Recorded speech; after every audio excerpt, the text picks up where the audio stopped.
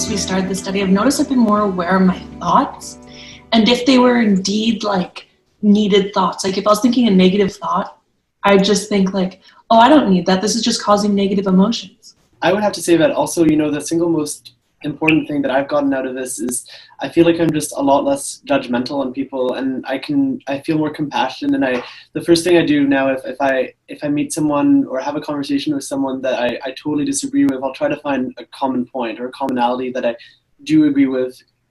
Whereas before, I think often I would just ignore them or just totally just block them out because I would just think that's totally wrong. So I've been a lot more understanding and compassionate.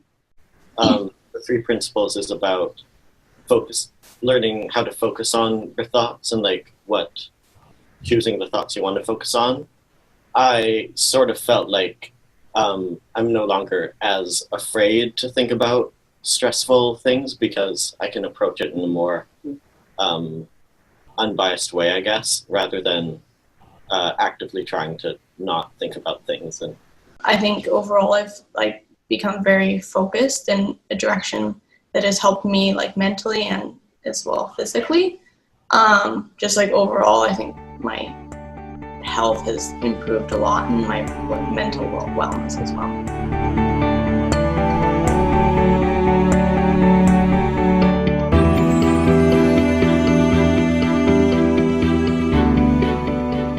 I think that mental wellness needs to be a more integral part of all school districts' policies, because if students are in a place where they themselves do not feel as if they are capable to learn and they don't have the emotional capacity to learn, the school is not going to be successful. And I think that's often a big part that is missing in our current society and how we have structured our education system, is we miss the most important piece of education, which is teaching one person about themselves, about their thought, and how to be in control of their emotions and how they have the ability to change. And this is what this guide enables youth to do. And I think if this was taught, I think we would be much more successful students and also happier and more fulfilled in our education, because we have the capacity to change, and that's critical. I would have loved to learn this in grade 9.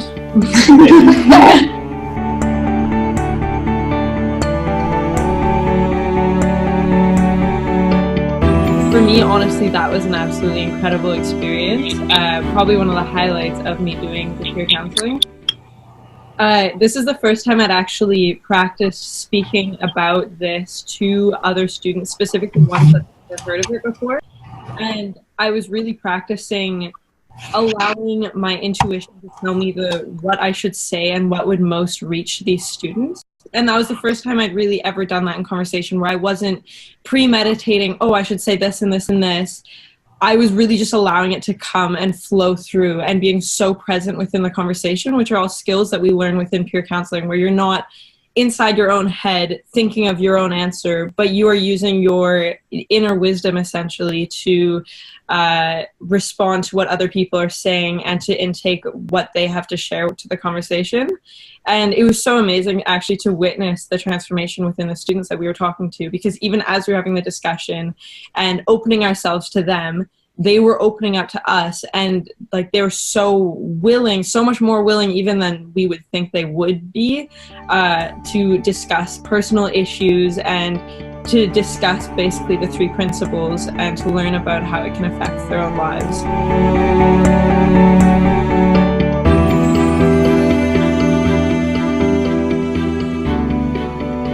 I think this is very important, and it isn't just a positive thing for the individual, but for the entire community. And I think everybody, from the youngest person to the oldest person, could benefit hugely from